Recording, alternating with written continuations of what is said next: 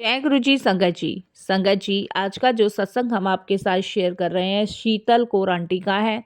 ये सबसे ही प्यारा सत्संग है, ब्लेसिंगफुल सत्संग है। तो जैसे मैं विनती करती हूँ, आप सबसे प्रार्थना करती हूँ कि आप गुरु जी की ब्लेसिंग्स को सत्संग के माध्यम से प्राप्त किया कीजिए। बहुत सारी संगतों के कमेंट्स मेरे पास आते हैं कि आंटी, सत्संग सुनने से क्या फल मिलता है, सत्संग के क्या लाभ हैं। तो देखिए साथ संगत जी, सत्संग के कई सारे लाभ होते हैं, कई सारे फल होते हैं। देखिए, गुरुजी महाराज कहते हैं सत्संग सुनने वाले का भी कल्याण और सत्संग करने वाले का भी कल्याण, इसमें दोनों का ही कल्याण होता है। और सत्संग की प्राप्ति हमें जब ही होती है जब गुरु कृपा होती है। तो हम सभी बड़े भाग्यशाली हैं कि हम पे गुरु कृपा हुई, हमें सत्संग सुनने का, शेयर करने का सौभाग्य प्राप्त हो रहा है। और जाने अनजाने में अगर हम ऐसे ही सत्संग को अनदेखा करेंगे तो अपनी ब्लेसिंग्स खोते जाएंगे। तो मेरी विनती है सभी गुरु परिवार से कि सत्संग को अनदेखा ना किया कीजिए। सत्संग को बड़ी श्रद्धा भाव से अंत तक सुनिए और गुरु जी की ब्लेसिंग्स प्राप्त कीजिए। सत्संग के माध्यम से अनेकों दुख दर्द कष्ट दूर होते हैं, अनेकों रोगों से भी मुक्ति मिलती है। इसीलिए सत्संगत जी, अगर आप सत्संग को बड़ी श्रद्धा भाव से अंत तक सुनेंगे तो आप पे गुरु कृपा होगी। इसे बिल्कुल स्किप किए बिना सुनिए। और अगर आप भी अपने सत्संग अनुभव शेयर करना चाहते हैं तो हिंदी में साफ राइटिंग में आप अपना सत्संग लिख कर हमारी जीमेल आईडी पर सेंड कर सकते हैं, ताकि आपके द्वारा सुनाए गए सत्संग से जो भी गुरु जी महाराज की नई जुड़ने वाली संगत है उन्हें गुरु जी के कल्याण महिमा अनुभव के बारे में ज़्यादा से ज़्यादा पता चले। और अगर सत्संग आपको पसंद आए तो आप इसको लाइक कीजिए, चैनल को सब्सक्राइब कीजिए और बेल आइकन दबाना बिल्कुल नहीं भूलिएगा। जब भी कोई लेटेस्ट सत्संग आएगा उसका नोटिफिकेशन आपके पास आएगा। तो चलिए संगत जी, चलते हैं गुरु जी महाराज के सत्संग की ओर। सत्संग शुरू करने से पहले करते हैं गुरु जी का मंत्र जाप। ओम नमः शिवाय, शिव जी सदा सहाय। ओम नमः शिवाय, गुरु जी सदा सहाय। जय गुरु जी। संगत जी, संगत जी, मेरा ये शुक्राना सत्संग है। सत्संग शेयर करते हुए मेरे से कोई भी भूल चूक होती है तो क्षमा कीजिएगा। मंत्र जाप से मैं अपने सत्संग की शुरुआत करूंगी। ओम नमः शिवाय, शिव जी सदा सहाय। ओम नमः शिवाय, गुरु जी सदा सहाय। संगत जी, ये मेरा जो सत्संग है वो मैं शेयर कर रही हूँ जलंधर से, और कोई भूल चूक हो तो क्षमा कीजिएगा। मैं गुरु जी के साथ संगत जी अभी कुछ समय पहले ही जुड़ी हूँ। मुझे बिल्कुल भी नहीं पता था कि जलंधर में भी गुरु जी महाराज का मंदिर है। मेरी सबसे बड़ी सिस्टर हैं, वो गुरु जी को बहुत माना करती थी और वो गुरु जी के जलंधर मंदिर भी गई हैं, बॉम्बे मंदिर भी होकर आई हैं और बड़े मंदिर भी गई हैं। बट संगत जी, मैंने कभी गुरु जी के बारे में नहीं सुना था और ना ही कभी मैंने जाना था। तो मेरी सिस्टर ने ही मुझे गुरु जी के बारे में लॉकडाउन में भी बताया था, बट मेरा विश्वास नहीं था क्योंकि मेरे हस्बैंड और मेरे जो सास ससुर है वो बिल्कुल नहीं मानते हैं। तो मुझे भी उन लोगों ने मानने नहीं दिया, तो मैं नहीं जुड़ी गुरु जी से। लेकिन वो कहते हैं ना कि गुरु जी के पास तो घर का एक बंदा चला जाता है, वो सबका ही कल्याण करते हैं। तो शायद गुरु जी ने मेरा कल्याण करना था तो मुझे अपने से जोड़ा। संगत जी, लाइफ बहुत ज़्यादा डिस्टर्ब मेरी चल रही थी। और मैं आपको बताऊं, मेरी शादी संगत जी लॉकडाउन के टाइम पे ही हुई थी। और उस टाइम पे मेरे फादर की ना तबीयत बहुत ज़्यादा ख़राब थी। तो मेरे फादर की इच्छा थी कि उनकी आंखों के सामने ही मेरी शादी हो। तो संगत जी, ये जो शादी मेरी हुई है, ये मेरी बुआ जी ने रिश्ता बताया था। तो लॉकडाउन में ही मेरे फादर बहुत बीमार थे, तो उनकी आंखों के सामने ही मेरी शादी हुई। और ऐसी संगत जी, घर में ही पंडित जी बुलाए थे क्योंकि लॉकडाउन के टाइम में कोई इधर से उधर जा नहीं पा रहा था, तो घर में ही पंडित बुला के और शादी करवाती थी। बाद में शादी रजिस्ट्रेट करवाई थी संगत जी।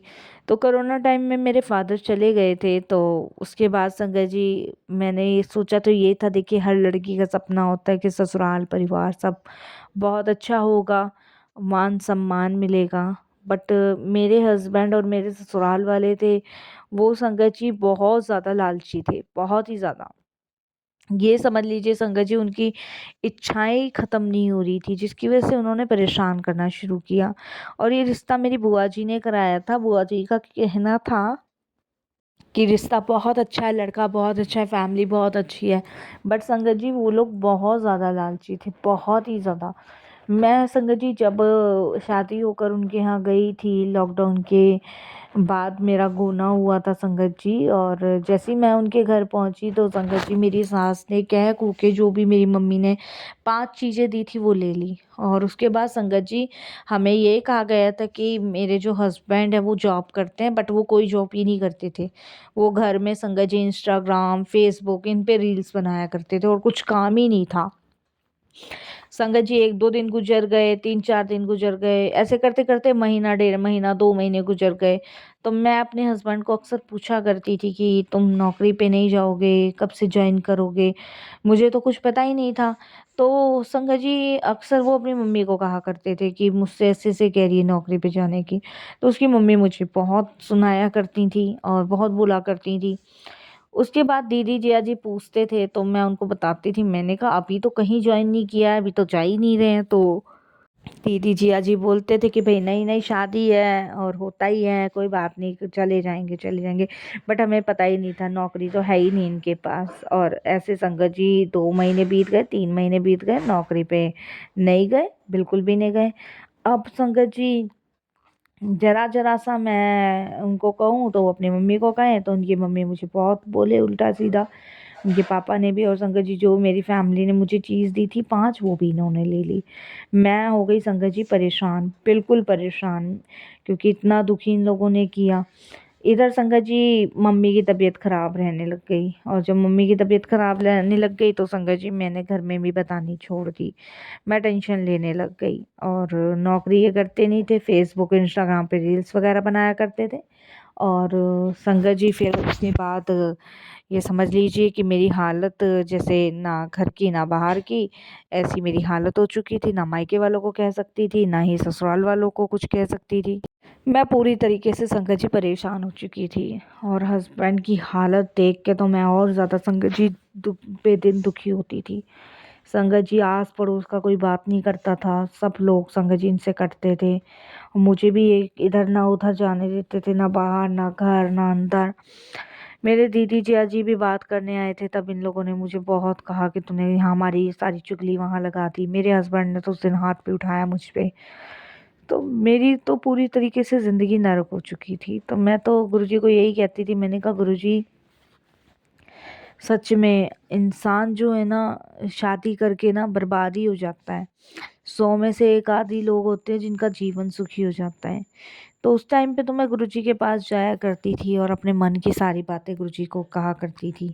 ये लोग मुझे गुरुजी को मानने नहीं दिया करते थे। मेरे पास एक पॉकेट स्वरूप था जो दीदी दे के गई थी। मैं उसी के सामने अकेले में रोती थी और उनको बोलती थी। मैंने कहा गुरुजी जो आज जीवन को मैं झेल रही हूँ ना, मुझे ही पता है, आप सब जानते हो। तो एक हिम्मत सी गुरुजी को देख के रोने के बाद मन हल्का हुआ करता था, शांति मिलती थी। बट संगत जी मुझे ये बिल्कुल नहीं अंदेशा था कि धीरे-धीरे परिस्थितियाँ और ज़्यादा बेकार हो जाएगी। फिर संगत जी इन लोगों ने मुझे दहेज के लिए परेशान करना शुरू किया। अपने मायके वालों से ये मंगवा, अपनी बहन से ये मंगवा, इस तरीके से ये मुझसे कभी 2000 मंगवाते थे, कभी 3000, कभी 5000। और फैमिली वाले थे संगत जी देते थे कि चलो किसी तरीके से तो ये बसे घर, लेकिन नहीं, नहीं बसता था। परेशान करना शुरू। और संगत जी एक दिन जब मैंने इन लोगों के सामने मना किया कि मैं नहीं मांगूंगी अपनी मम्मी से पैसे, ना अपनी बहन से पैसे, भाई वो लोगों की भी फैमिली है, बार बार पहले के पैसे इतने ले रखे हैं, 20,000 पहले का वो उतारा नहीं है और मैं पैसे ले लूँ, मुझे शर्म आती है। मैंने ये सभी बोला था संगत जी उस दिन। और संगत जी आप यकीन नहीं मानोगे कि उस दिन मेरे हस्बैंड ने मुझे बहुत बुरी तरह बेल्टों से मारा। संगत जी मुझे जलाने की भी कोशिश की गई और आप यकीन नहीं मानोगे, मैं उस टाइम बहुत मुश्किल से मैंने अपने प्राणों को बचाया और अपने दीदी जिया जी को फ़ोन किया। और संगत जी वो लोग आए और मुझे लेके गए। वो तो गुरुजी की मेहर, गुरुजी की कृपा समझिए कि मैं उस दिन बच गई, नहीं तो आज ये सत्संग शेयर करने के लिए भी मैं ना बची होती। तो वो कहते हैं ना संगत जी, आपके साथ कोई कितना भी बुरा कर ले, लेकिन आपके जब गुरुजी आपके साथ है ना, तो आपका बाल भी बांका नहीं कोई कर सकता। संगत जी पुलिस केस वगैरह हुआ, मैं अपने मायके आके रहने लगी। बहुत बार इन लोगों ने मुझे ले जाने की कोशिश करी, बट मेरे दीदी जिया जी ने मुझे मना किया।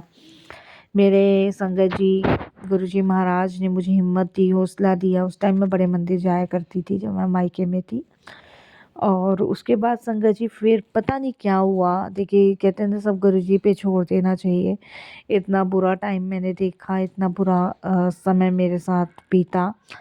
तो गुरुजी ने पता नहीं संगत जी क्या ब्लेस करा क्या नहीं, कि मेरे ससुराल वाले पूरी तरीके से बदल गए, पूरी तरीके से। कैसे बदले कैसे नहीं ये तो गुरुजी जाने, मुझे नहीं पता।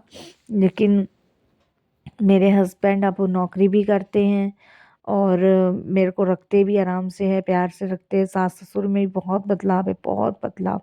जिस 100 में से 99% उनमें बदलाव है। तो ये सब गुरुजी की कृपा है, गुरुजी की ब्लेसिंग्स हैं, जिसके लिए मैं गुरुजी का तहे दिल से अनंतम शुक्राना करती हूँ कि महाराज की असीम कृपा, असीम ब्लेसिंग से आज मैं जो भी हूँ वो गुरुजी की कृपा से हूँ, ठीक ठाक हूँ तो गुरुजी की कृपा से हूँ।